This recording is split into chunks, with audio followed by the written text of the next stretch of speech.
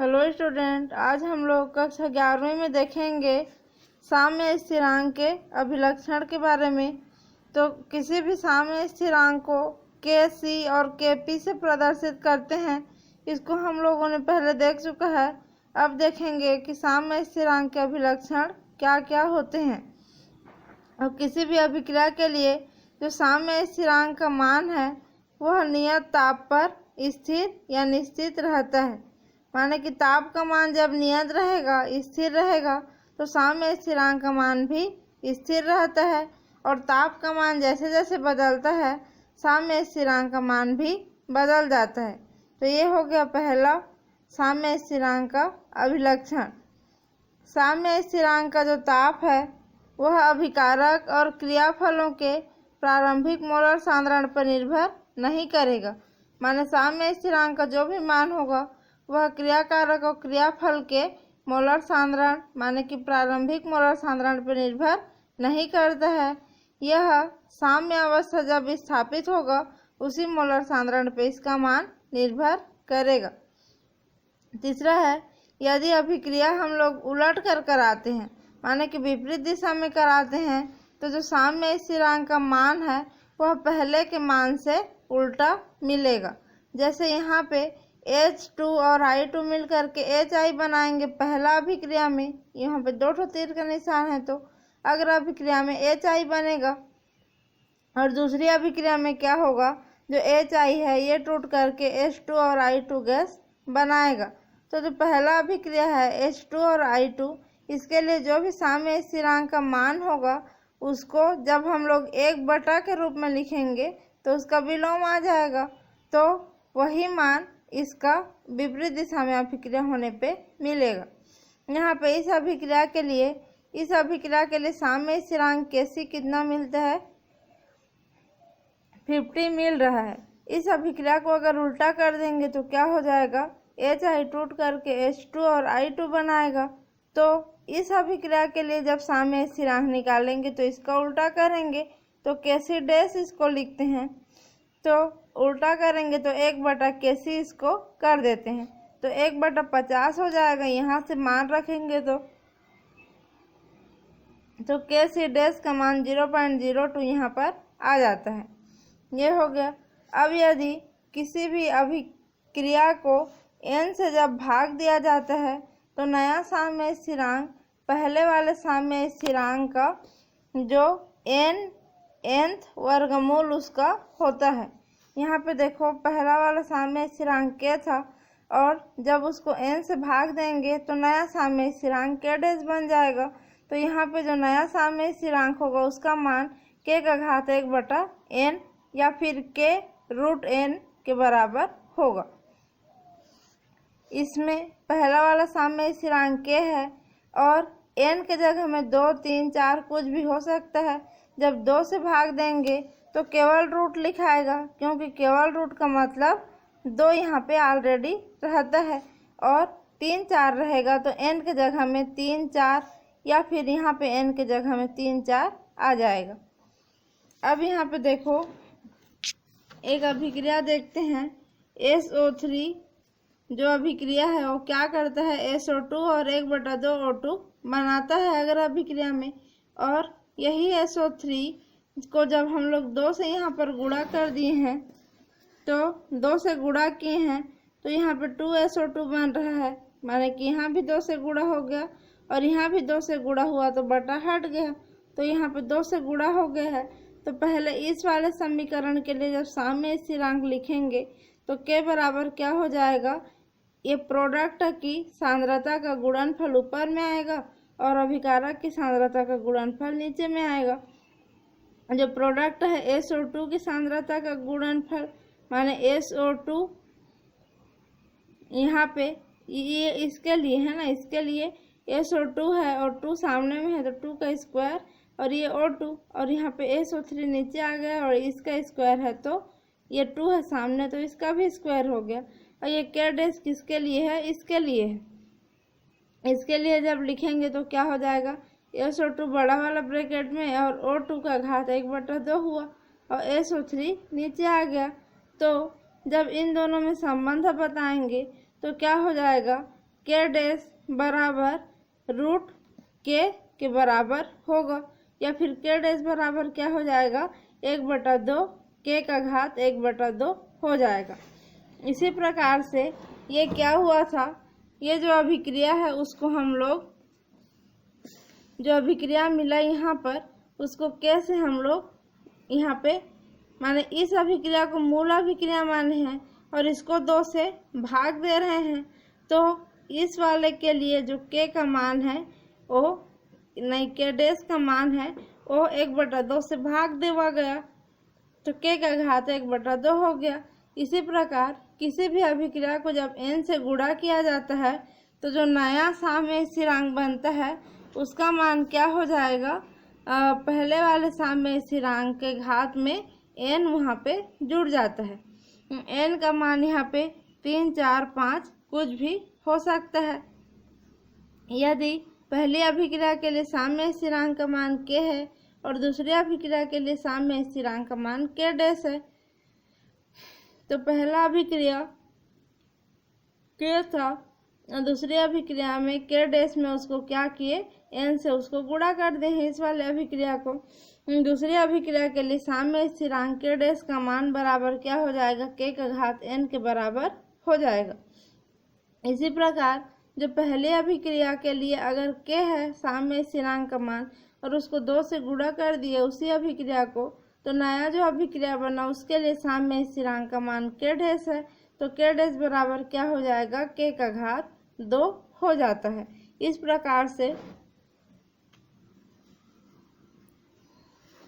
इसमें साम्य स्थिरांक में संबंध पाया जाता है।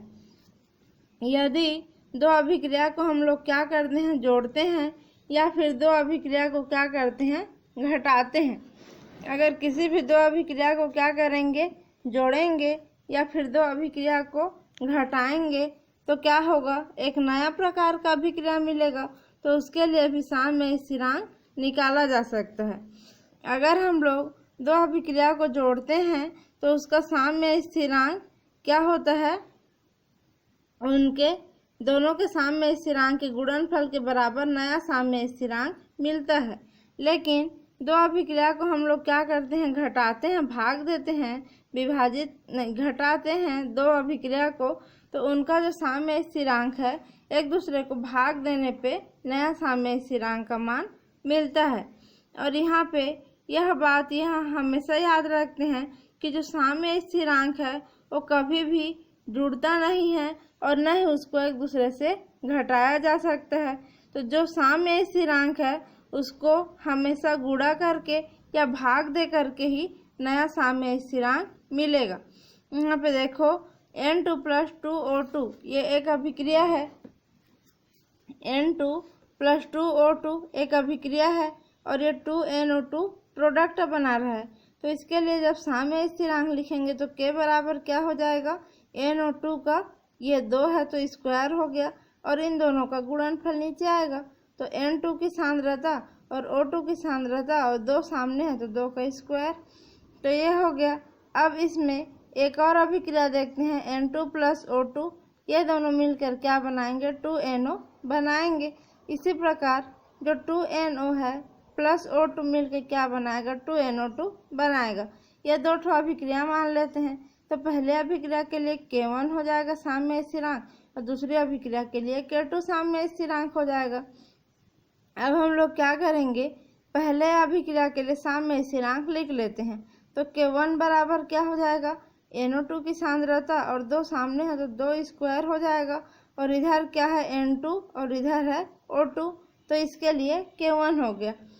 अब K2 का निकालते हैं तो K2 बराबर हो जाएगा NO2 और 2 सामने है तो 2 और NO2 और 2 सामने है तो इसका भी स्क्वायर और यहाँ पे O2 है तो O2 की सांद्रता।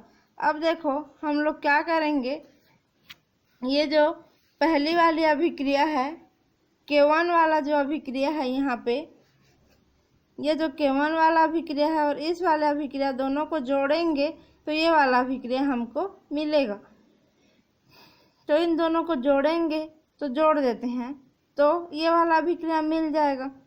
तो जोड़ेंगे तो इसका साम्य स्थिरांक और इसका साम्य स्थिरांक का गुणा हो जाएगा, क्योंकि इन दोनों को जोड़ रहे हैं तभी हमको क्या मिलेगा, नया प्रकार का साम्य स्थिरांक मिलेगा। तो यहाँ पे K1 × K2 कर देंगे, क्योंकि इसका K1 है इसका K2 है, तो दोनों को जोड़ रहे हैं तो दोनों को गुणा कर दिए। तो K1 और K2 का मान यहाँ पे रख देंगे। तो इस वाले मान और इस वाले मान को रखे हैं। तो अब इसमें देखो यहाँ पे NO का स्क्वायर, यहाँ भी NO का स्क्वायर, तो ये और ये यहाँ से कट जाएगा।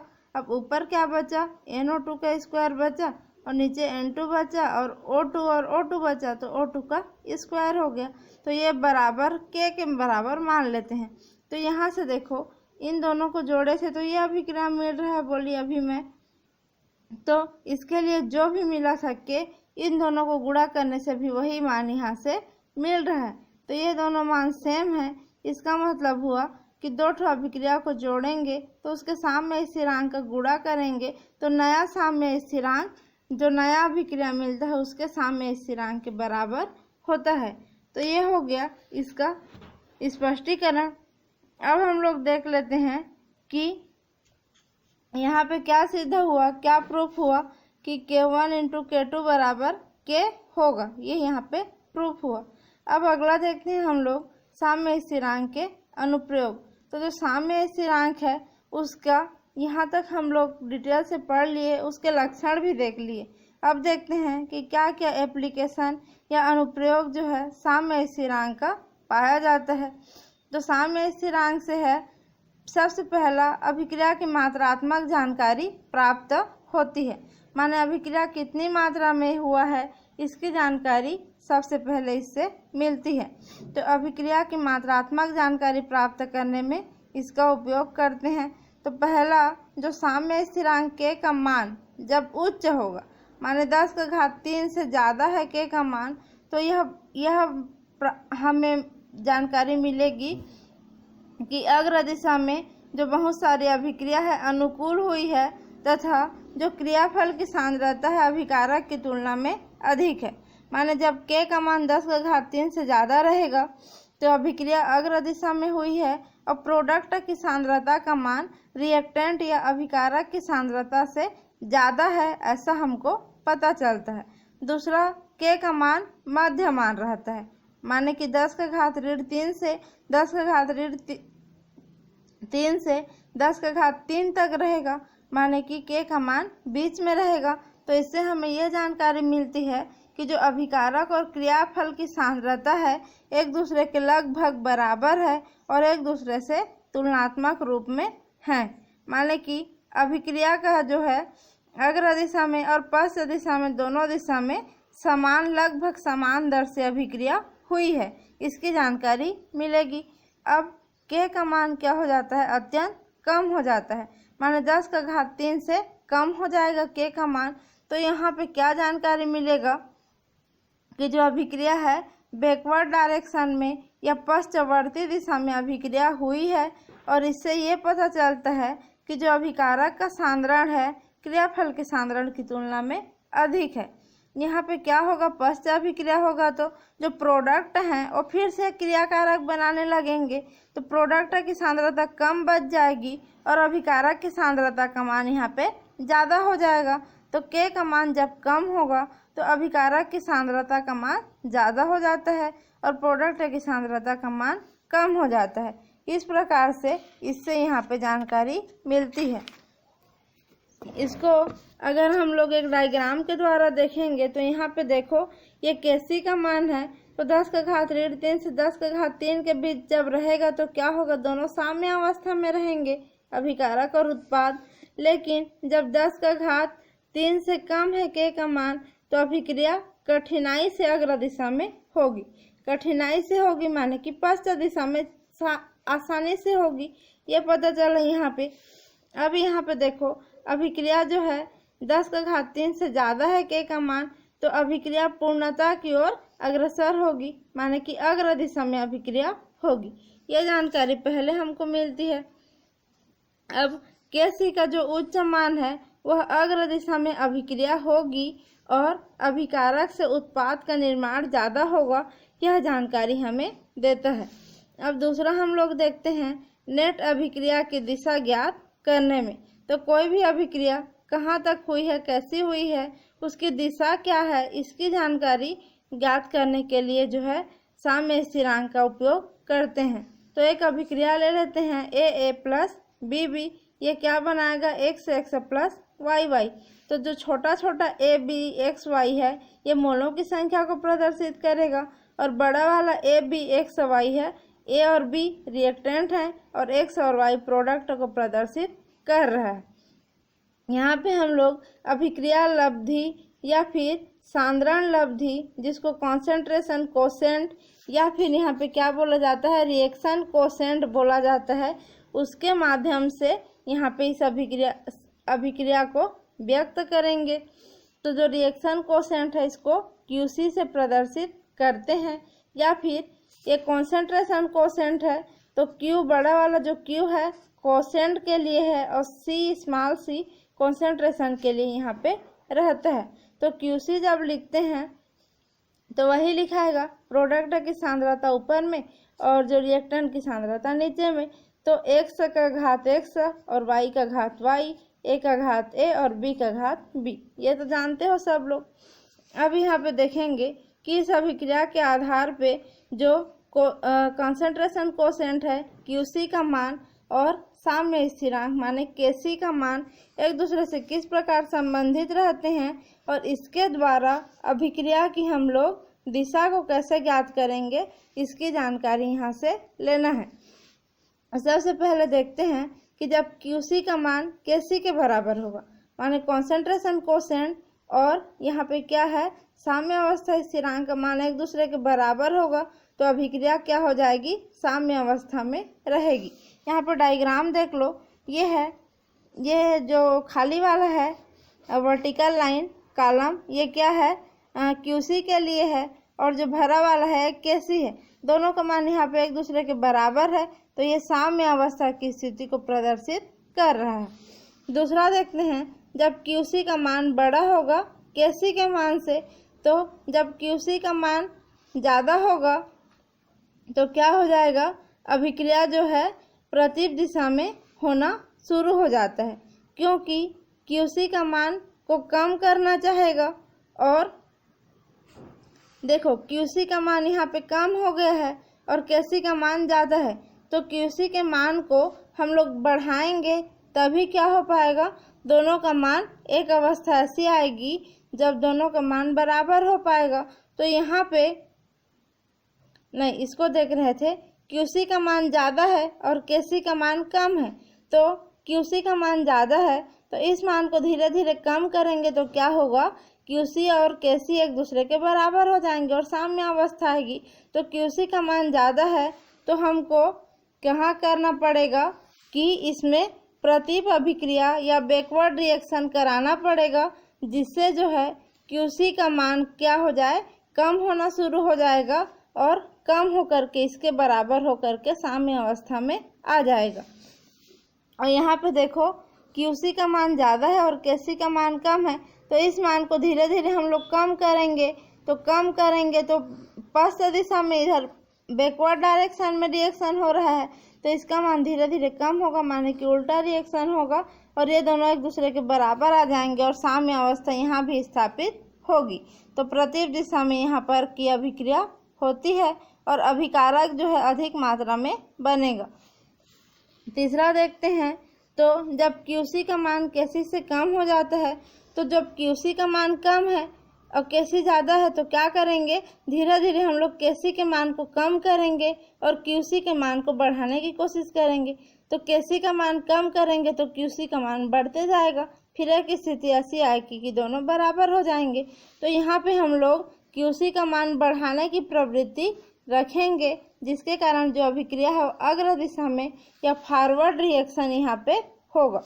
तो ये देखो यहाँ पे केसी का मान ज़्यादा है और क्यूसी का मान कम है, तो क्या करेंगे इस वाले मान को धीरे धीरे बढ़ाने की कोशिश करेंगे, जिससे क्या हो जाएगा अभिक्रिया अग्र दिशा में होगी और यहाँ पे जो है अधिक मात्रा में प्रोडक्ट बनेगा, उत्पाद ज़्यादा बनेगा क्योंकि आगे की ओर अभिक्रिया हो रही है। तो ये हो गया। तो इस प्रकार से हम लोग क्या कर सकते हैं, QC और KC के मान में एक दूसरे में संबंध निकाल करके एक दूसरे के साथ कंपेयर करके अभिक्रिया की दिशा या फिर इसमें क्या दिया है, अभिक्रिया की दिशा या फिर डायरेक्शन ऑफ द रिएक्शन को ज्ञात कर सकते हैं। ये हो गया इसका दूसरा अनुप्रयोग। अब इस तीसरा अनुप्रयोग को नेक्स्ट वीडियो में बताया गया है, जिसको आप लोग इसके साथ जोड़ करके देख लेंगे। अभी के लिए बस यहीं तक।